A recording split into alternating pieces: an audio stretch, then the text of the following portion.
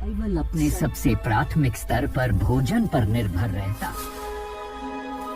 बाकी सब कुछ उसी से जुड़ा हुआ है। खाना स्वस्थ, शक्तिशाली या फुर्तीले नहीं रह सकते। आपको अपनी तलाशने का उचित मौका दो। आप बाहरी खतरों से की सुरक्षा नहीं कर सकते या अपने ही कबीले में इज्जत की नजरों से नहीं देखे जा सकते हैं। संघर्ष दरअसल जीवन के लिए संघर्ष है। एंटरटेनमेंट से भरपूर वीडियो देखने के लिए हमारे चैनल को सब्सक्राइब करें। अगर हमारी वीडियोज अच्छी लगे तो लाइक शेयर। खाने के लिए होती खूंखार झड़प का एक दृश्य।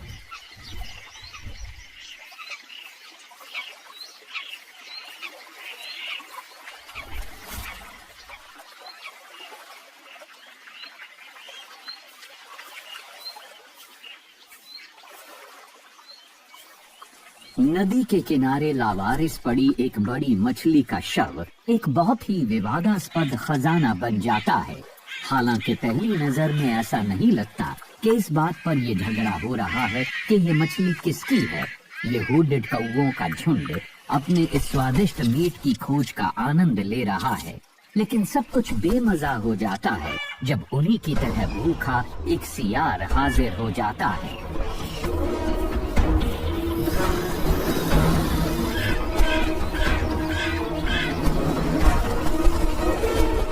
सियार चालबाजी के साथ उनके खजाने को हथिया लेता है और वो कुछ नहीं कर पाते। लेकिन ये तो इस भिड़ंत की अभी शुरुआत ही हुई है। सियार अपने इस खजाने के साथ ऐसी जगह आ जाता है जहां वो इसे अकेले में खा सके, लेकिन यहाँ और भी संभावित खाने वाले मौजूद हैं जिनका ध्यान इस खलबली से आकर्षित हो गया है। विशाल व्हाइट टेल्ड ईगल्स को भी इसमें से हिस्सा चाहिए और इतने बड़े शिकारी भूख लगने पर बहुत ज्यादा हिंसक हो जाती हैं।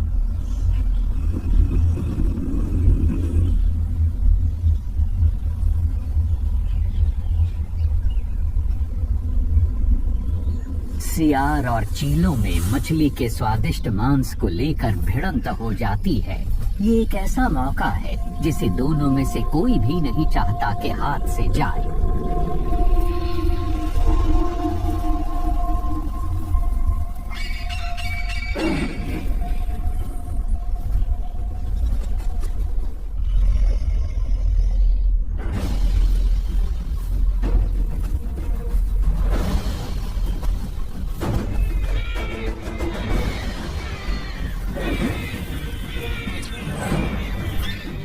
नुकीले दांत, चोंच और पंजों की ये एक तरह की तलवारबाजी है।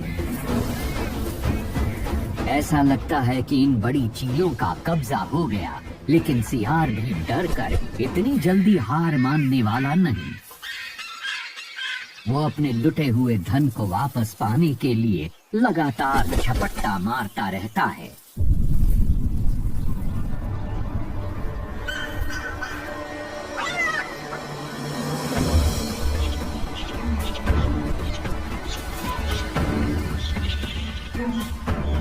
और जब ये दो चोटी के शिकारी आपस में भिड़े हुए हैं, तब कमांडोज की तरह कौवे मौका पाते ही स्फूर्ति से अपने लिए मछली के मांस का टुकड़ा हथिया लेते हैं।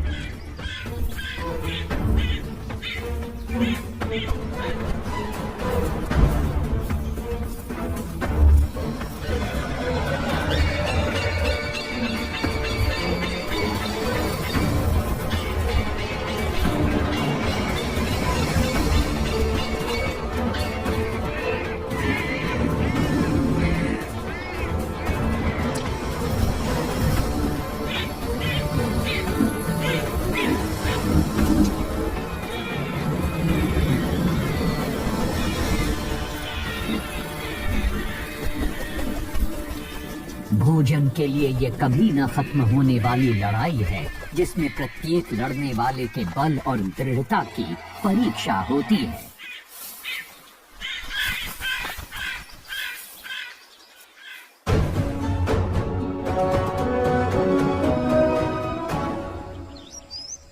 अफ्रीका में इस तरह की लड़ाइयाँ आम हैं। यहाँ के लड़ने वाले धुरंधर पूर्वी यूरोप के गोल्डन जैकल जैसों से बिल्कुल अलग हैं। ये महान शिकारी उतने शक्तिशाली नहीं होते जितने दिखाई देते हैं।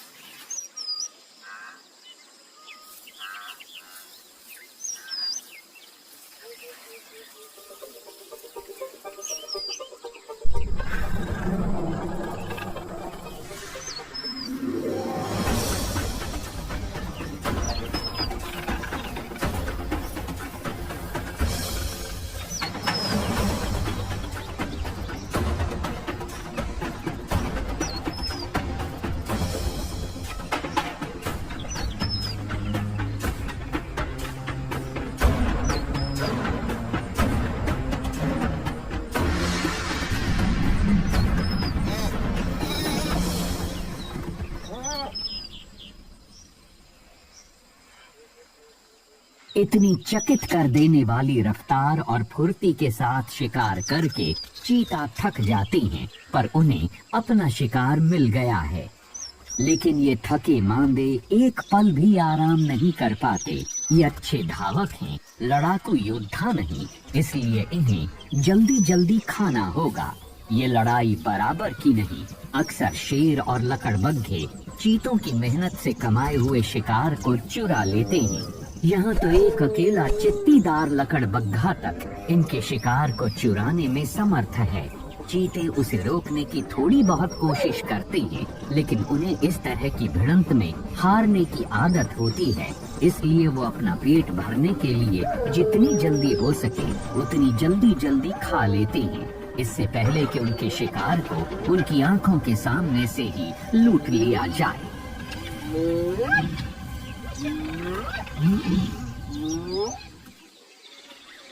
लेकिन शेरनियां अपना भोजन बिल्कुल अलग तरह से करती हैं।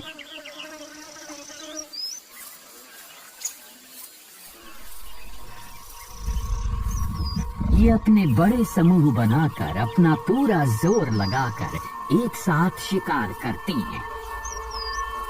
समूह में प्रत्येक सदस्य को अपनी भूमिका मालूम होती है और वो अपने इस काम को किसी भी शिकार के दौरान बखूबी निभाती है। कुछ शिकार को थकाने के लिए उसका पीछा करती हैं,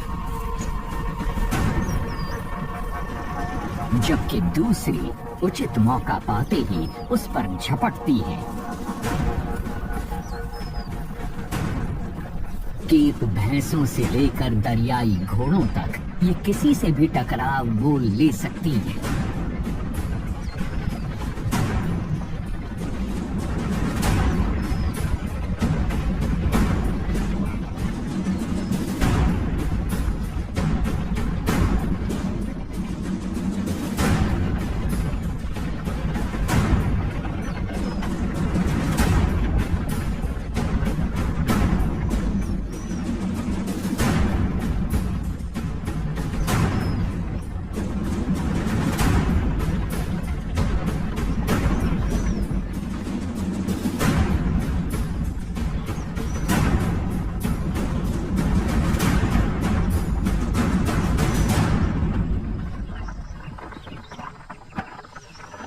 लेकिन जब शिकार मिल जाता है तब इन्हें एक और लड़ाई का सामना करना पड़ता है। पास में ही घात लगाए बैठे लकड़बग्घे, कोई अकेला लकड़बग्घा इनके सामने टिक नहीं पाता, लेकिन भूखे लकड़बग्घों के इस दस्ते का सामना करना बिल्कुल अलग ही बात है। दुनिया में इनके आकार के जितने भी जानवर हैं, उनके मुकाबले में इनके जबड़े सबसे अधिक मजबूत होते हैं और उनके साथ जुड़ी होती है इनकी भयंकर उग्रता।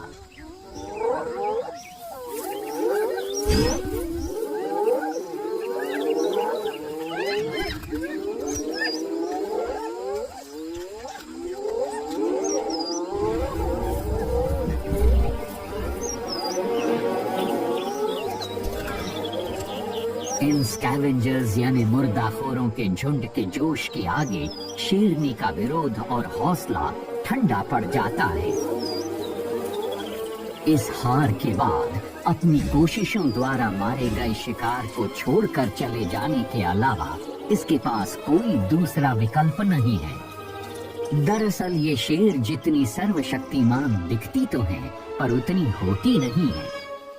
जैसे यहाँ युद्ध के मैदान में अपनी दुम दबाकर पीछे हटने के अलावा इनके पास कोई दूसरा रास्ता नहीं। पर इस सब के बावजूद ये खेल अभी खत्म नहीं हुआ है, क्योंकि वो एक जानवर जिससे लकड़बग्घे भी डरते हैं, वो है एक नाराज नर। और ये अपनी पूरी युद्ध की तैयारी के साथ आ रहा है।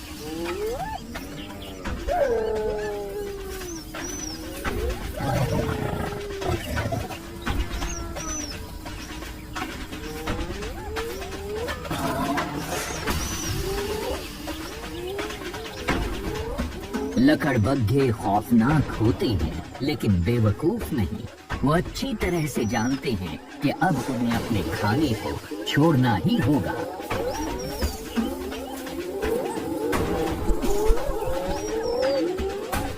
शेर को इस टकराव में जीतने के लिए सिर्फ अपनी जोरदार दहाड़ की जरूरत होगी, और फिर बिना किसी भी तरह के भय के वो बहुत आसानी के साथ सफल हो जाता है।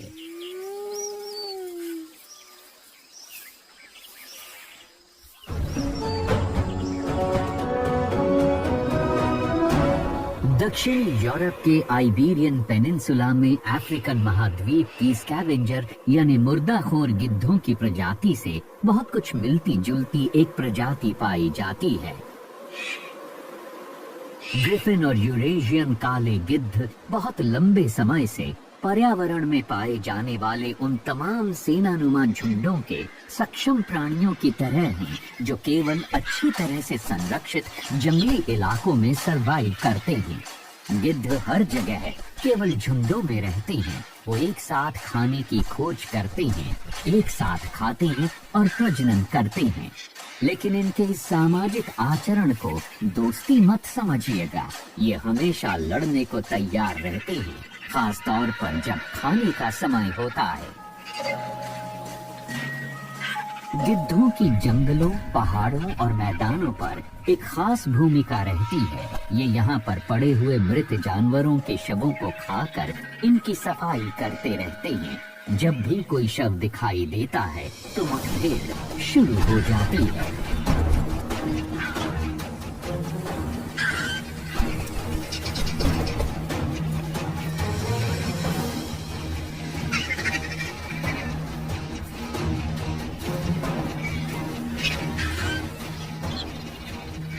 काले गिद्ध दूसरी किस्म के गिद्धों से बड़े और अधिक ताकतवर होते हैं और खाते समय छोटे गिद्धों पर अपना दबदबा बनाए रखते हैं। लेकिन खाने का बंटवारा होते समय माहौल दोस्ताना और खुशनुमा बिल्कुल नहीं होता है, बल्कि उसका उल्टा होता है। ये सर्वाइवल के संघर्ष का बुनियादी गुण है।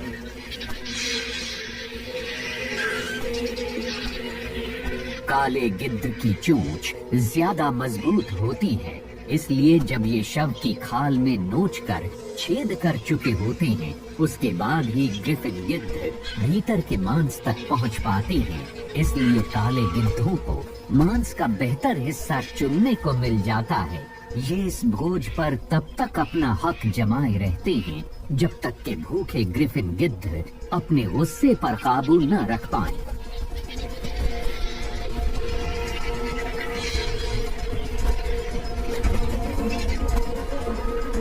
देखने में इस दावत में बहुत अफरा तफरी दिखाई देती है, लेकिन इनके भोजन करने में एक व्यवस्था है।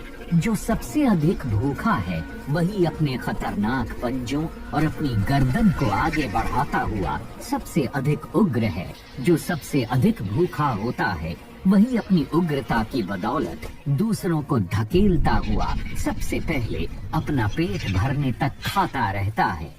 भरा हुआ पेट उग्रता को शांत कर देता है। लेकिन सभी योद्धा मांसभक्षी नहीं होते।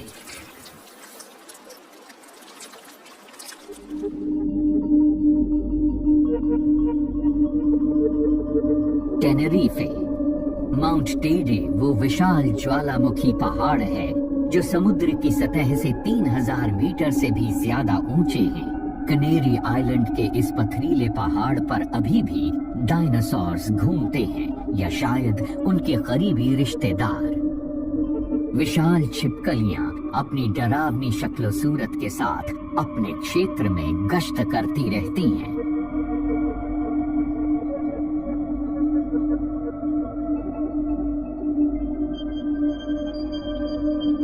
ग्रैंड कनारिया जायंट लिजर्ड्स 80 सेंटीमीटर तक लंबी हो सकती हैं।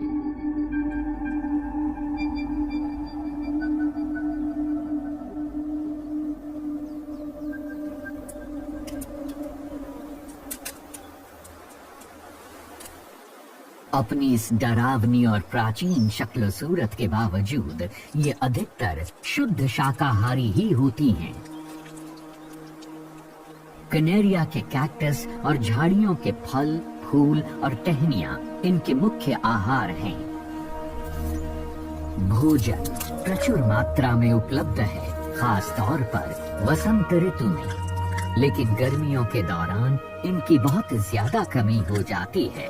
गर्मी की वजह से फूल मुरझा जाते हैं, बहता हुआ पानी कहीं नहीं होता। सिर्फ किसी किसी पौधे के फूल थोड़ा तरल पदार्थ और पौष्टिकता प्रदान करते हैं। सूर्य की गर्मी लावा से बने मैदानों को झुलसा देती है और सभी वनस्पति सूख जाती हैं। छिपकलियां बहुत सख्त और बर्दाश्त करने वाली होती हैं, लेकिन उनके लिए भी यहाँ जीवन कठिन होता है।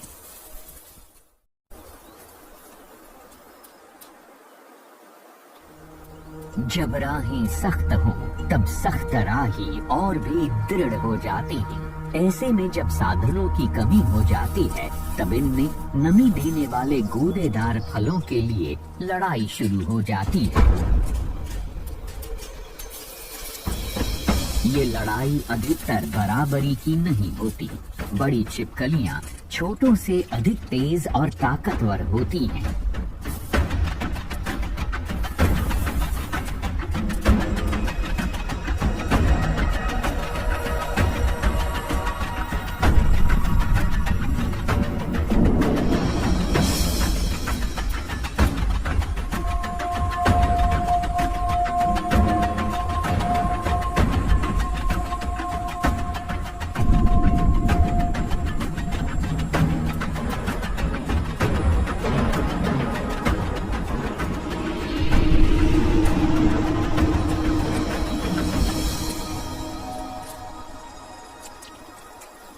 जीतने वाली बड़ी छिपकलियां खाने की खोज में दूर दूर तक चली जाती हैं और उन्हीं के साथ पौधों के बीज भी बहुत बड़े इलाके में फैलते जाते हैं।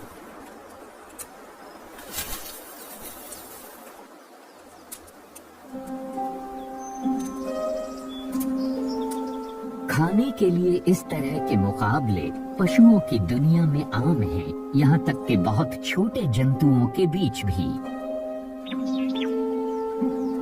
इस ग्रह के कुछ हिस्सों में, जैसे नामीबिया के छोटी झाड़ियों वाले जंगलों के कीड़े मैंटिस अत्यधिक मात्रा में मौजूद हैं और ये दूसरे कीड़ों को खाने के लिए एक दूसरे से भिड़ते रहते हैं, यहाँ तक कि दूसरे मैंटिस को भी खाने के लिए। मैंटिस बहुत कुशल शिकारी होती हैं और आकार में अपने से बड़े कीड़े का भी शिकार करने में सक्षम होती हैं।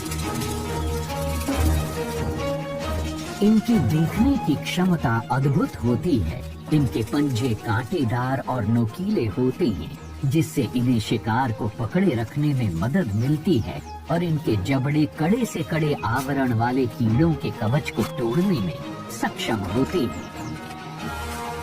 मैंटिस बहुत से साइजेस में होते हैं और हर प्रजाति के शिकार की अपनी पसंद होती है। ये पसंद एक ही तरह की होने की वजह से इनमें शिकार को लेकर बहुत ज्यादा प्रतिस्पर्धा होती है। खास तौर पे अगर एक ही किस्म के दो मैंटिस एक ही शाख पर आमने सामने हो गए तो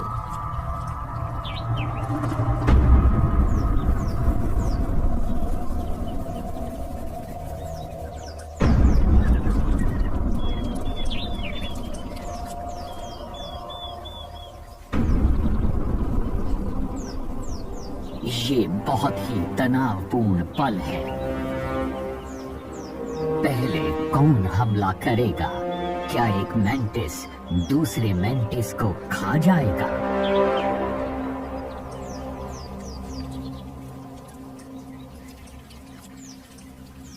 लेकिन यूरोपियन या प्रेइंग मैंटिस के बीच एक नियम चलता है। वो एक दूसरे से कभी नहीं लड़ेंगे या मारेंगे। उसकी जगह लंबे समय तक एक अजीब सी प्रतियोगिता शुरू कर देते हैं।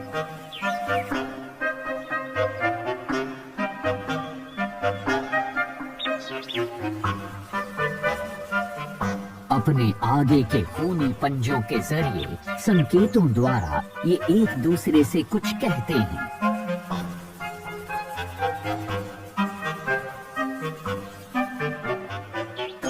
हाव भाव और इशारों द्वारा एक दूसरे को डराने की चेष्टा करते करते ही ये मुकाबला खत्म हो जाता है और दोनों बिना किसी को नुकसान पहुंचाए अपने अपने रास्ते चल देते हैं।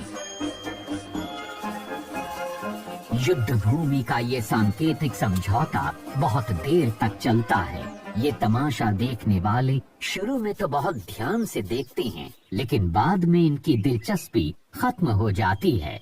लेकिन इस एक शिकारी की दिलचस्पी बनी हुई है, एक टिड्डा जो सावधानी से आगे बढ़ता है। इस तरह ये इशारों की लड़ाई खत्म हो जाती है और दोनों लड़ाकू शांति के साथ अलग हो जाते हैं। उनमें से एक दूसरे की जीत का ऐलान करते हुए पास की ही डाल पर चला जाता है। लेकिन इस सागा पेडो प्रजाति के टिड्डे को इस लड़ाई से कोई लेना देना नहीं। ये बहुत ही भयानक शिकारी है जो जीते हुए मेंटिस पर हमले की तैयारी कर रहा है।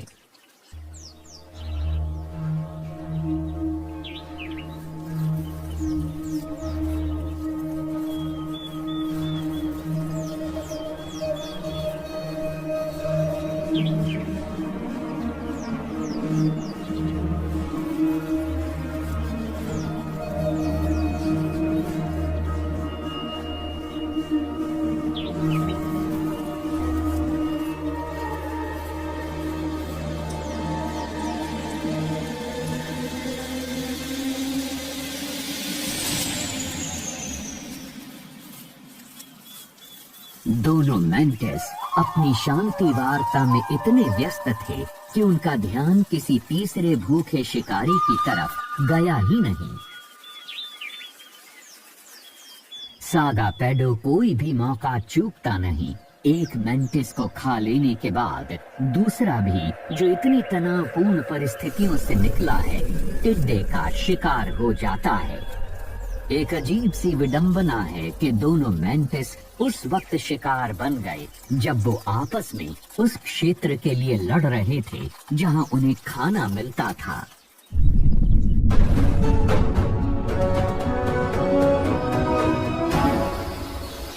ऐसे समय में जब शिकार की भरमार हो तब भी अच्छे भोजन के लिए टकराव होता है।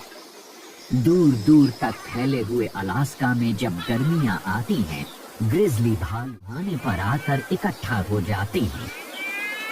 साल के कुछ हफ्तों में सैमन मछलियों का हजारों की तादाद में नदी के बहाव की विपरीत दिशा में प्रवास होता है और ग्रिजली भालुओं को ये पता है, तो नदी पर अपना कब्जा जमाने के लिए वो बहुत बड़ी तादाद में यहाँ आते हैं।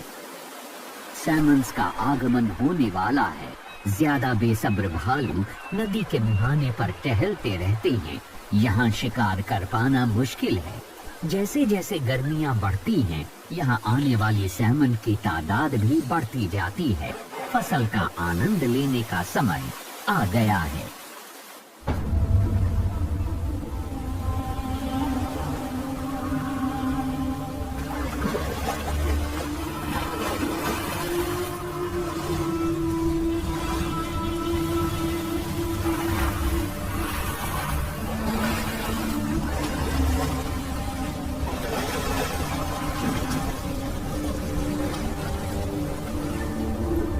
अधिक तजुर्बेकार भालू एक के बाद एक सैमन पकड़ते ही जाते हैं और उनके सबसे ज्यादा चर्बी वाले हिस्से को खाने लगते हैं।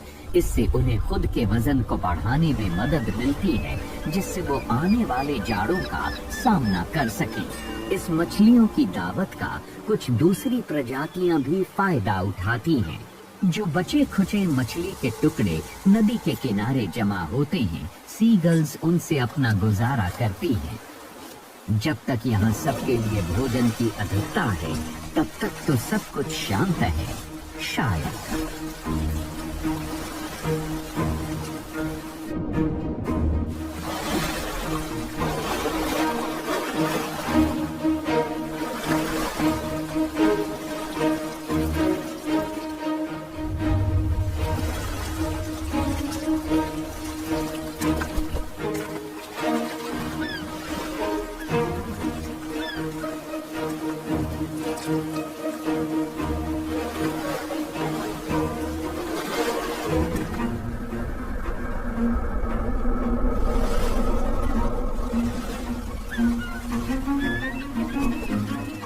जैसे जैसे दिन छोटे होने लगते हैं, वैसे वैसे सैमन की कमी होने लगती है, और जब भोजन की कमी होती है, तब नदी के किनारे भोजन करने वालों के बीच तनाव बढ़ता जाता है।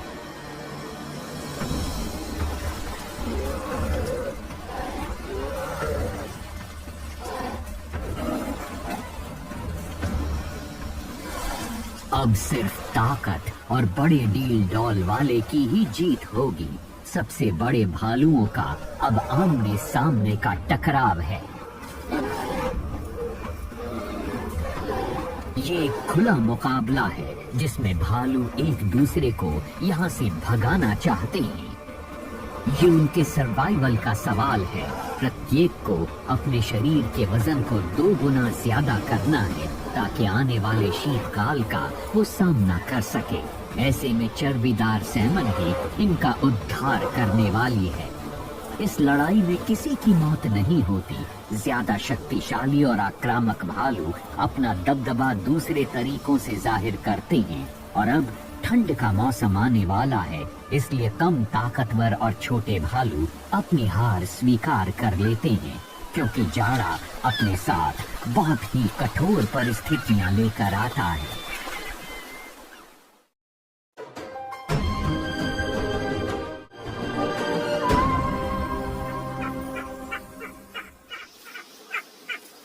मेडिटेरेनियन में शिकारियों से कुछ भी नहीं बचता।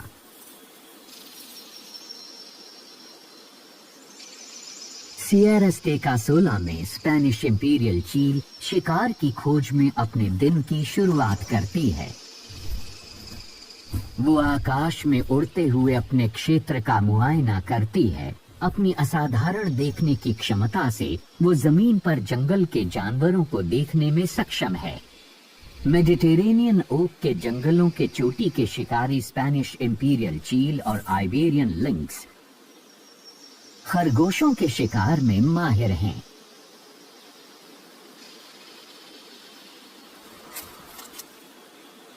ये छोटा मुलायम रोईदार स्तनपाई उनके भोजन का मुख्य हिस्सा है।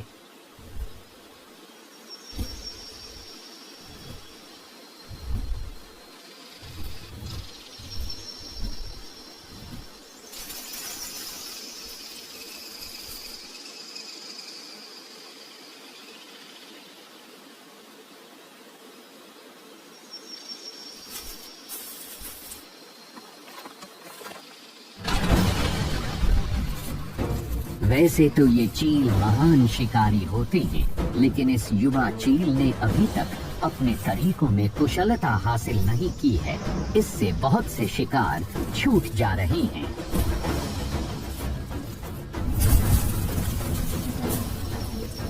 खरगोश अक्सर अपने शिकारियों के पंजों, चोंच और जबड़ों को चकमा दे देते हैं, लेकिन देर सवेर शिकारी कामयाब हो ही जाते हैं। जहां ये भूखी युवा चील अपने शिकार को पकड़ने के लिए जूझ रही है, वहीं दूसरी ओर एक वयस्क चील अपने रोज के भोजन को दबोच चुकी है। वो उसका आनंद ले रही है।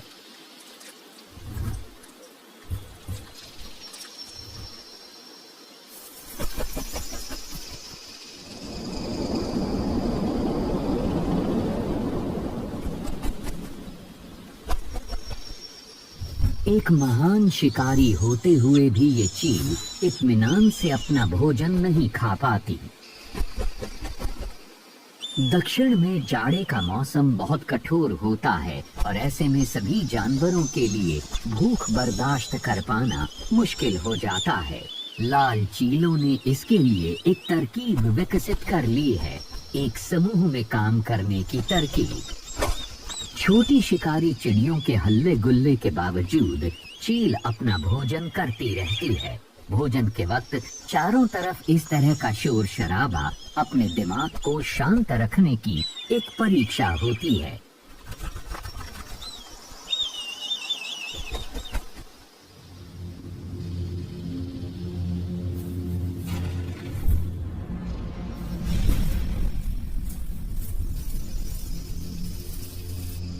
पास ही उस युवा चील को आखिरकार अपना इनाम मिल ही जाता है, लेकिन वो भी छोटी चीलों से बच नहीं सकती।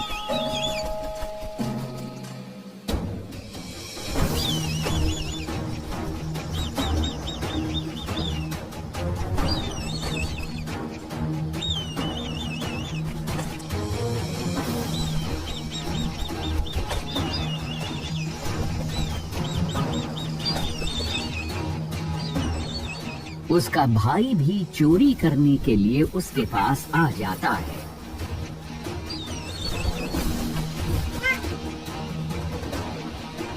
छोटी लाल चील बड़ी वाली को लगातार परेशान करती रहती हैं। बारी बारी से वो इस पर हमला करती रहती हैं और ये हमले एक लयबद्ध तरीके से होते रहते हैं। आखिर में वयस्क चील हार मान लेती है। ये भोजन इस लायक नहीं कि इसके लिए इतनी मुसीबत मोल ली जाए।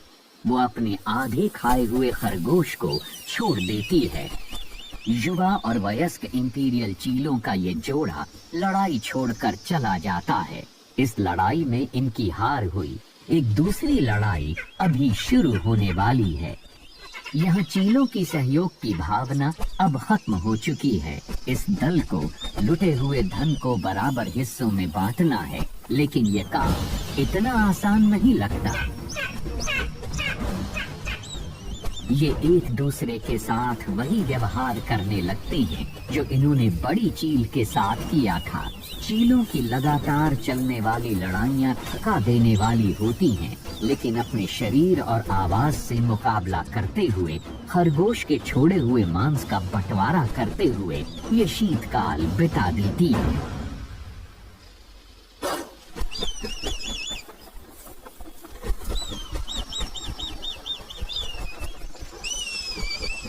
जब बात भोजन के लिए होने वाले टकरावों की होती है, तो उनमें इतनी विविधता है जितनी की प्रजातियों की किस्मों में।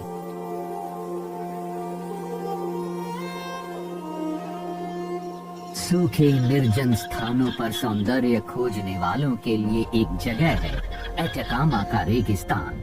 चिलचिलाती धूप जमीन को झुलसा देती है और यहाँ पर खाने के लिए भी ऐसा कुछ नहीं है। दूसरे ऊंटों की तरह गुआनाकोस भी कुछ रेशेदार पौधों को खाकर गुजारा कर लेती हैं।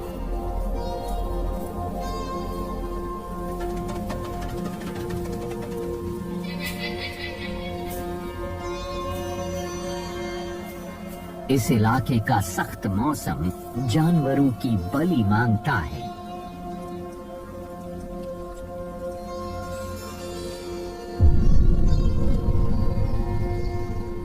लेकिन यहाँ मौत भी एक अच्छा अवसर है। गुआनाको का सूखा हुआ कंकाल भी मौका परस्तों के लिए दावत का सामान हो सकता है। कुलपेयो या एंडियन लोमड़ी ये दुनिया के सबसे सूखे रेगिस्तान में रहकर शिकार करती हैं। ये खाने के लिए कीड़े मकोड़े, फल और जानवरों के शव खोजती रहती हैं। हालांकि ये खुद भी शिकार कर सकती हैं, लेकिन इनमें से ज्यादातर मुर्दाखोर ही बनी रहती हैं। किसी गुआनाको के अवशेष अच्छा भोजन होता है। सूखे और झुलसे हुए गुआनाको के ऊपर जरा सा भी मांस नहीं रह गया है। इसके बावजूद रेगिस्तान के बीच में पड़ा हुआ यह कंकाल किसी खजाने से कम नहीं। इससे इतना प्रोटीन मिल जाएगा कि इस लोमड़ी को बहुत दिनों तक खाने की जरूरत नहीं पड़ेगी। लेकिन इस इलाके में कुलपेयो अकेली नहीं है। इसके बहुत से रिश्तेदार दावत में शामिल होना चाहते हैं। एक परेशानी ये है कि भोजन को कौन किस क्रम में खाएगा। जिसे सबसे अधिक भूख लगी हो और जो सबसे अधिक शक्तिशाली हो, वो ही सबसे पहले खा सकता है।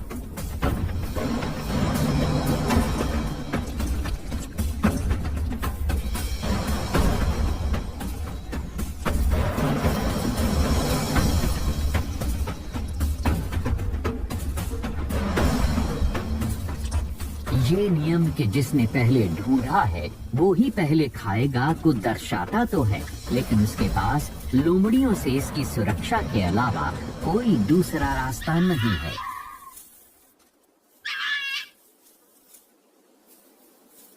वो खा चुका है, लेकिन आने वाली लोमड़ियों को खाने से पहले अपनी शक्तियों को बाकियों के सामने जाहिर करना होगा। और ऐसे में अक्सर खतरनाक लड़ाइयां हो जाती हैं।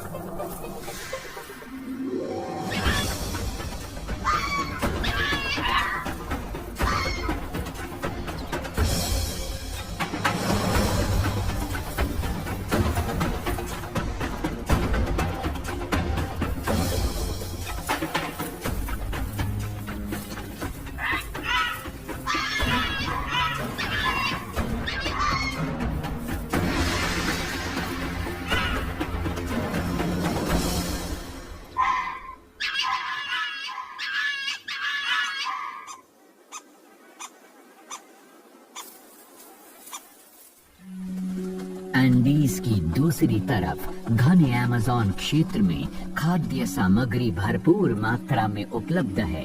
यहाँ के भी मौका पर अच्छी तरह से फायदा उठाते हैं। ब्राजील के जंगलों में जैगुआर का राज चलता है।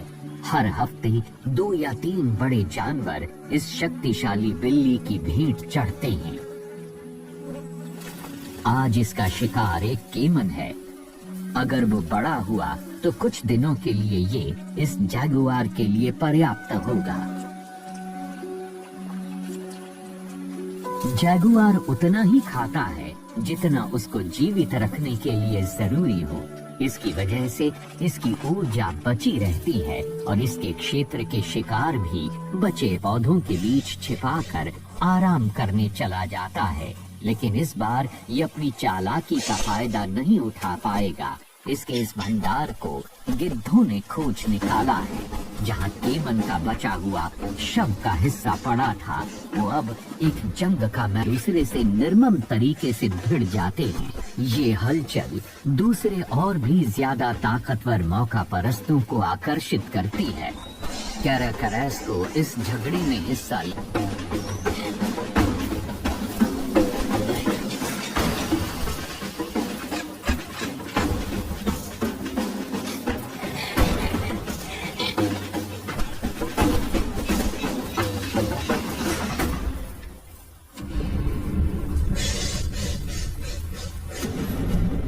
हरने वाले गिद्ध के मुकाबले बेहतर हैं, लेकिन गिद्ध तादाद में ज्यादा हैं।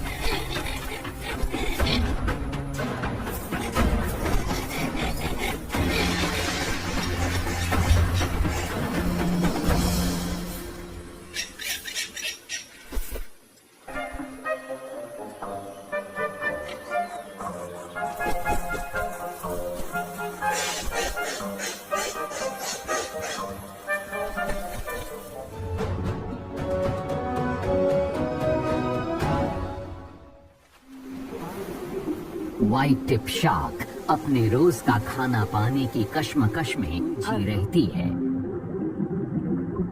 दर्जनों एक साथ तैरते हुए अपने नीचे समुद्र तल का मुआयना करती रहती हैं।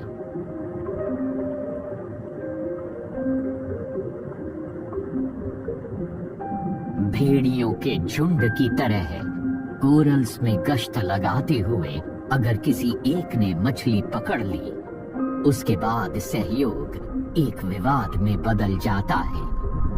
इस तरह के क्रूर मुकाबले प्रतीक हैं उन अप्रिय तरीकों के जिनके जरिए भोजन और सर्वाइवल के लिए जंग होती है।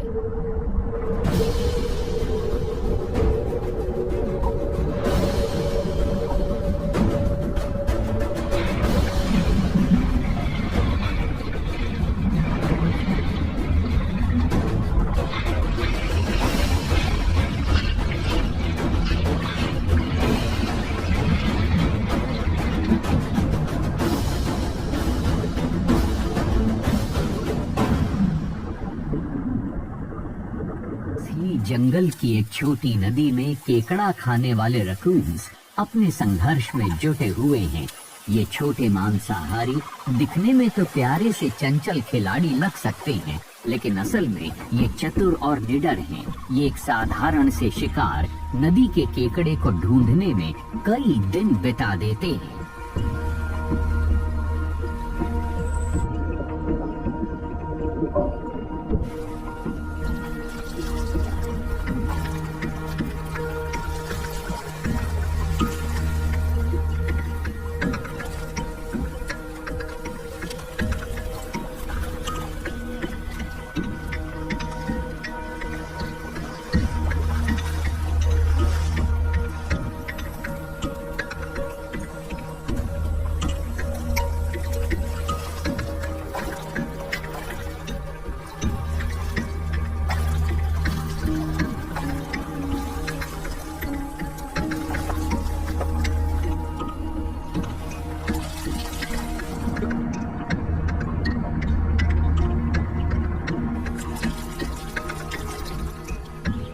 लेकिन जब भी एक मिल जाए तब इन्हें बहुत चौकन्ना रहना पड़ता है। अगर केकड़े को सावधानी से न संभाला गया तो उसके कवच के पंजे बहुत बुरी तरह से घायल कर सकते हैं। रकून्स अपने हाथों के कौशल के लिए जाने जाते हैं। ये केकड़े को पत्थर से टकरा टकरा कर घायल कर देते हैं और बिना खुद को कोई नुकसान पहुंचाए स्वादिष्ट केकड़े का आनंद लेते हैं।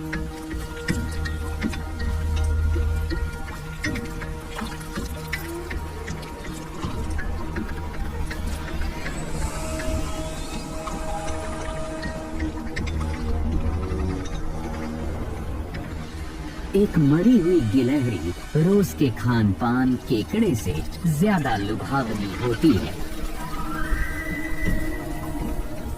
लेकिन परेशानी ये है कि परिवार के सभी सदस्य ऐसा ही सोचते हैं।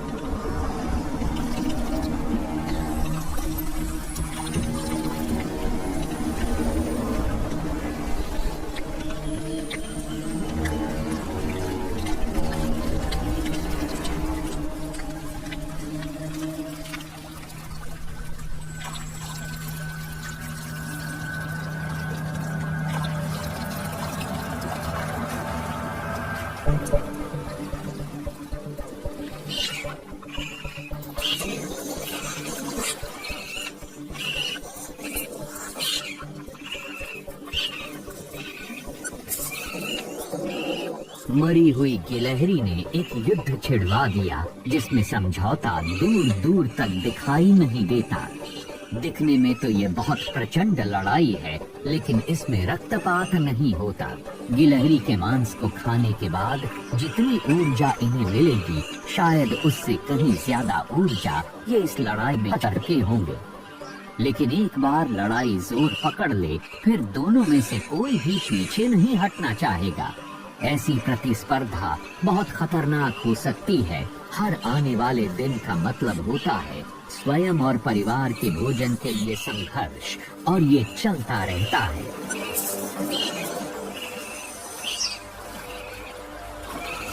ये संघर्ष इस ग्रह के सभी इकोसिस्टम्स को आगे बढ़ते रहने के लिए प्रेरित करता है और इसमें समुद्र भी शामिल है। समुद्र की सब ऊंचाइयों से लेकर पहाड़ों की सबसे अधिक ऊंचाइयों तक सर्वाइवल के लिए आवश्यक साधन जुटा लेने का अंतहीन संघर्ष। एंटरटेनमेंट से भरपूर वीडियो देखने के लिए हमारे चैनल को सब्सक्राइब करें। अगर हमारी वीडियोज अच्छी लगे तो लाइक, शेयर और कमेंट भी करें। धन्यवाद।